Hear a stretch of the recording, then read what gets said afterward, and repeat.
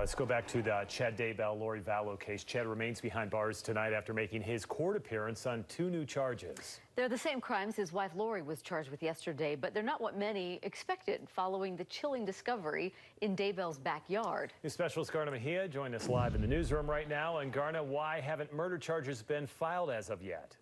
Yeah, good evening. Prosecutors are keeping that information close, but according to a legal expert, detectives simply may not yet have the evidence to prove who took the children's lives.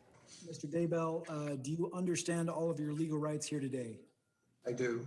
Chad Daybell sat next to his attorney wearing a white shirt and blue tie as Judge Farron Edens read the new charges. Did willfully conceal and or did aid and abet another to willfully conceal the human remains of J.J. Vallow. In addition to the 2 felony counts of destruction, alteration, or concealment of evidence, prosecutors say Daybell conspired to do so with at least one accomplice. It alleges the defendants Chad Guy Daybell, Lori Vallow, and or another person. Detectives now saying they suspect Alex Cox drove J.J. Vallow's body to Chad Daybell's property and say that Cox had help in burying the remains. Quote, "It would be impossible for one person," court docs say.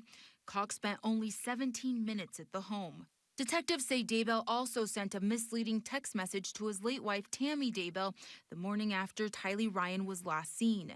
For the purpose of disguising the destruction, alteration, and or concealment of the human remains of Tylee Ryan on his property. It sounds like they have enough evidence that Mr. Daybell was involved in disposing of the bodies, but to prove that they were involved in killing is a higher standard. Law professor Sam Newton says the evidence presented so far isn't strong enough to support a murder charge. So you'd have to have a witness that saw it or forensic evidence. That evidence may come from additional testing performed by the Ada County coroner on the children's remains and may point not only to Daybell, but also Vallow and Cox. Mr. Means, now, the Ada County coroner says that those forensic test results will take several weeks, according to this information they sent us.